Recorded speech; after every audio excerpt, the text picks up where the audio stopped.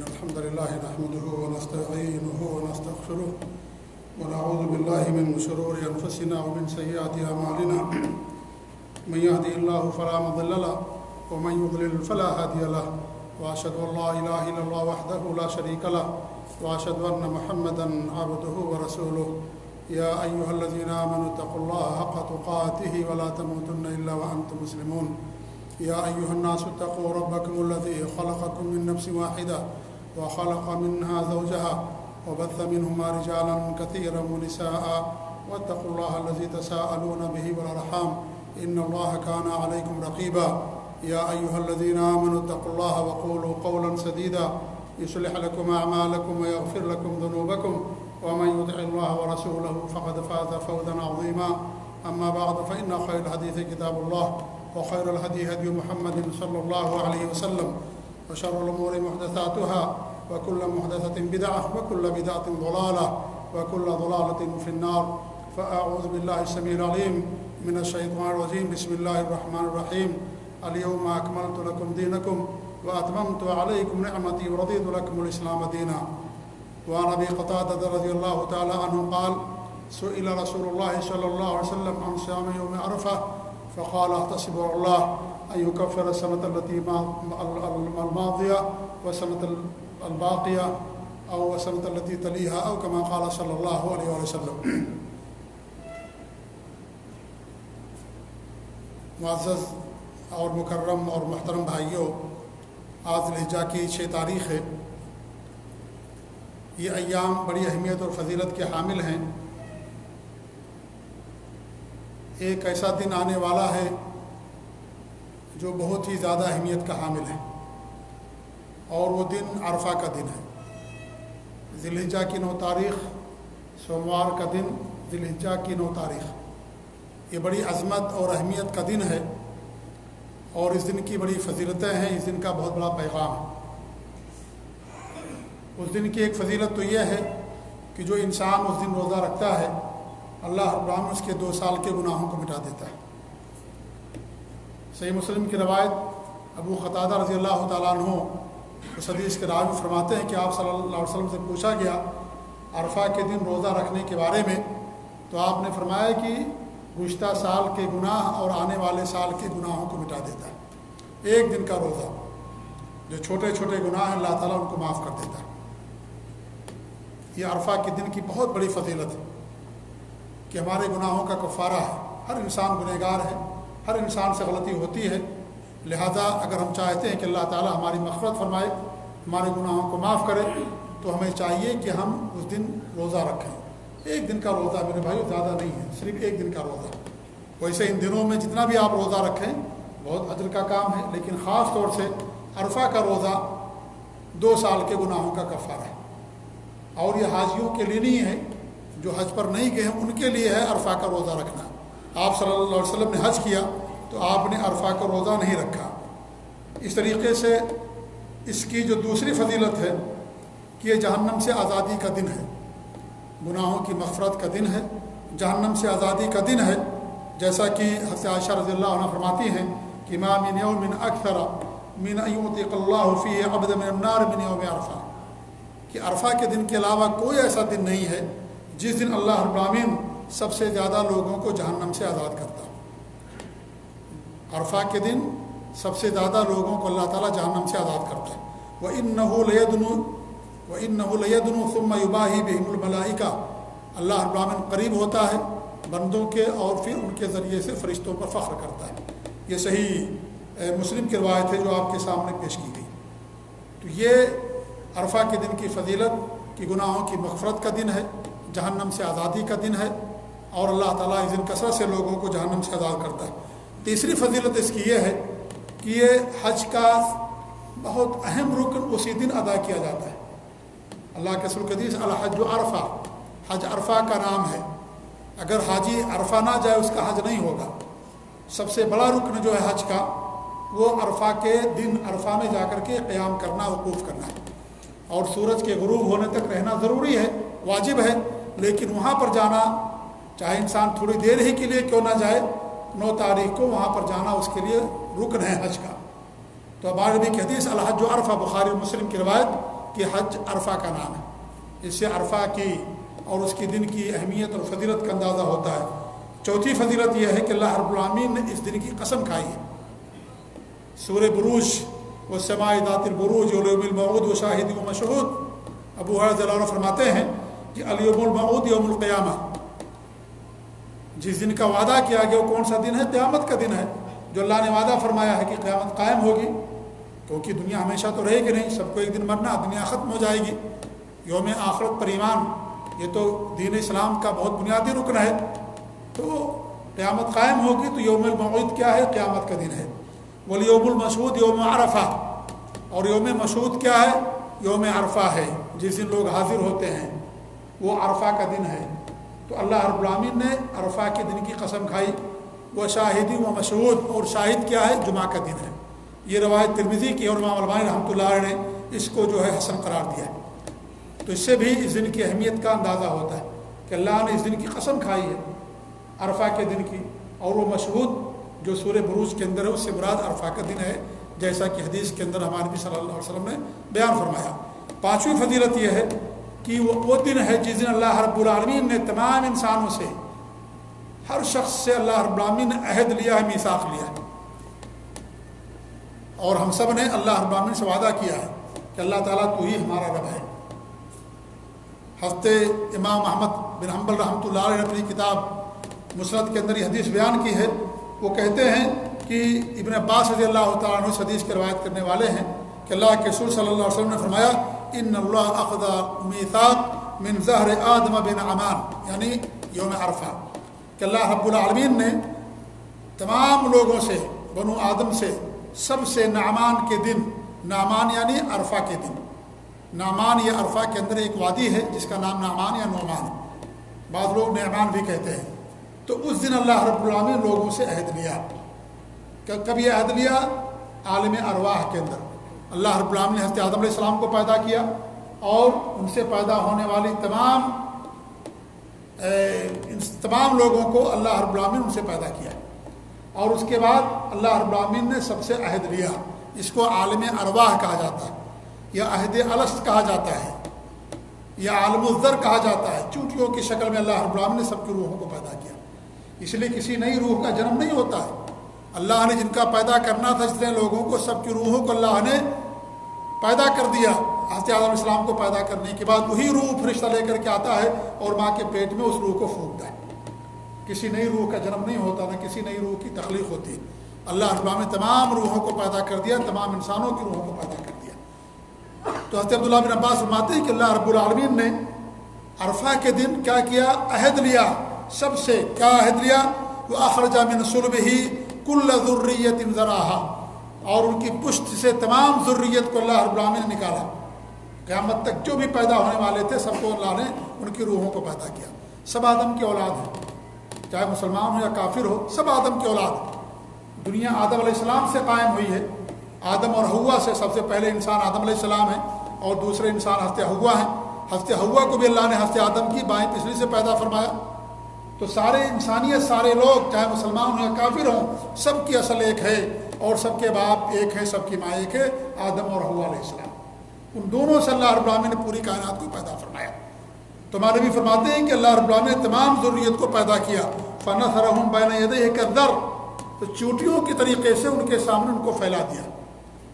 ثُمَّ كَلَّمَهُمْ قُبُلًا، پھر بالمشافہہ، اور روبرو اللہ رب العالمین نے آمنے اور سامنے ان سے گفتگو فرمائی اور ان سے کلام کی، اور کیا کہا؟ الست بربکم، کیا ہم تمہارے رب نہیں ہیں؟ کیا میں تم سب کا رب نہیں ہوں؟ اللہ نے سب سے وعدہ لیا۔ اس لیے توحید ہر انسان کی فطرت ہے، ہر شخص کی روح نے، ہر انسان کی روح نے اللہ تعالیٰ کی وحدانیت کا اقرار کیا ہے۔ اور ہمارے نبی کی حدیث ہے کہ ہر انسان کل مولود یولد الفطرہ فابواہ یہودانہ او نصرانہ او مجوسانہ، ہر بچہ دین اسلام پر، دین فطرت پر پیدا ہوتا ہے، توحید پر پیدا ہوتا ہے۔ اب اس کے ماں باپ اسے یہودی بنا دیتے ہیں، نصرانی بنا دیتے ہیں، مجوسی بنا دیتے ہیں، اور ماں باپ کا جو دین اور دھرم ہوتا ہے وہ بچہ اسے قبول کر لیتا ہے، ورنہ اللہ رب العالمین سب کو دین فطرت پر، دین اسلام پر پیدا کرتا ہے۔ سب نے، ہر مسلمان، ہر شخص نے اللہ رب العالمین کی وحدانیت کا، اس کی توحید کا اقرار کیا، سب نے اقرار کیا۔ الست بربکم، کیا میں تمہارا رب نہیں ہوں؟ اللہ نے سب سے عہد لیا، سب سے میثاق لیا۔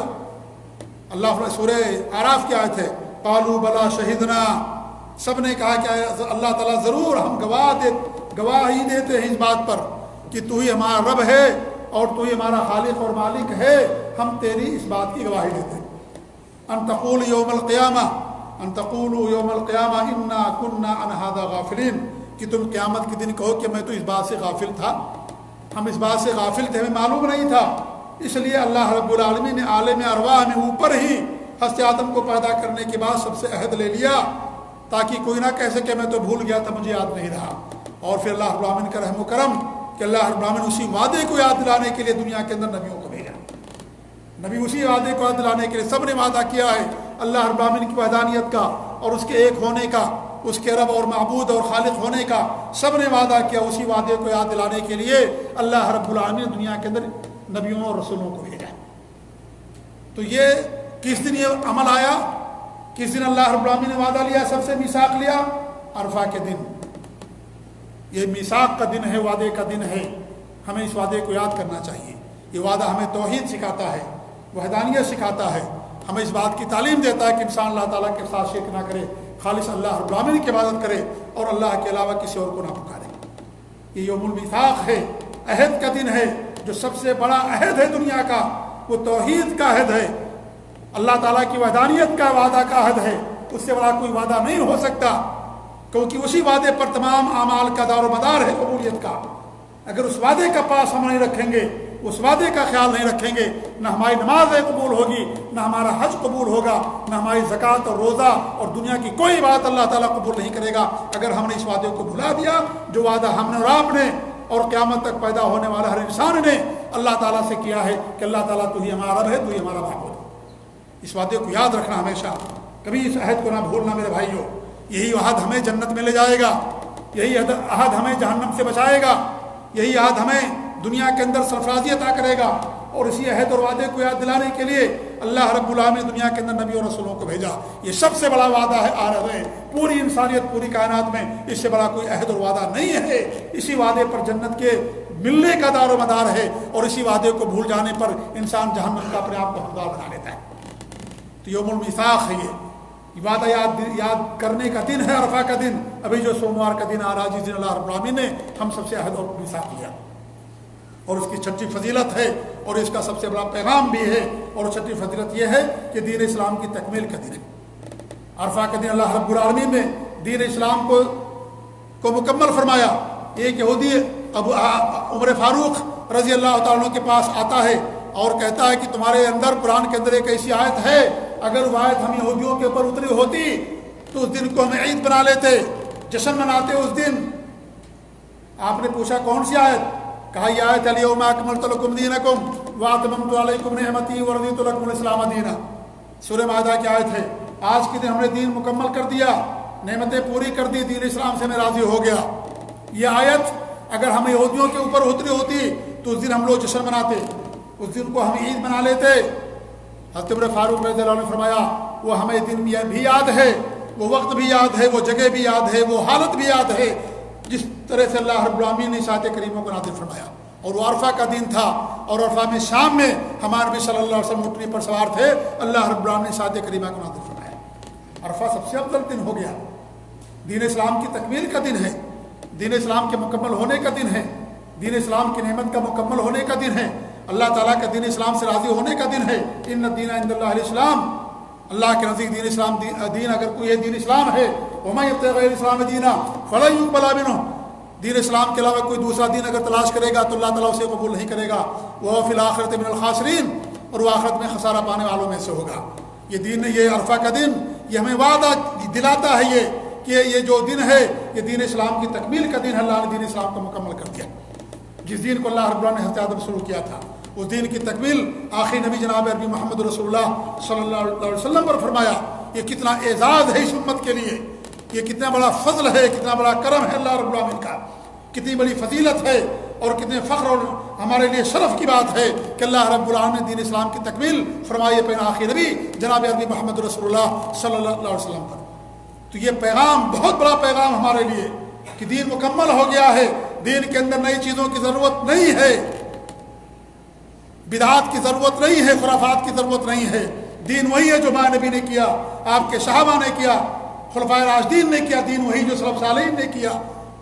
دین نئی چیزوں کا نام نہیں ہے، دین کو اللہ نے مکمل کر دیا ہے، اور جس چیز کی تکمیل ہوگی اس کے اندر کسی نئی چیز کی گنجائش نہیں باقی رہتی ہے۔ یہ بہت بڑی آیت ہے میرے بھائیوں، یہ ہر بدعت کی تردید کے لیے اس سے بڑی کوئی آیت نہیں ہو سکتی۔ الیوم اکملت لکم دینکم، ہم نے دین کو مکمل کر دیا۔ جب دین مکمل ہو گیا تو اس میں کسی نئی چیز کی ہمیں ذرہ برابر کوئی گنجائش باقی نہیں رہتی۔ آج لوگ دین کے نام پر کتنی بدعات کرتے ہیں، کتنی خرافات کرتے ہیں۔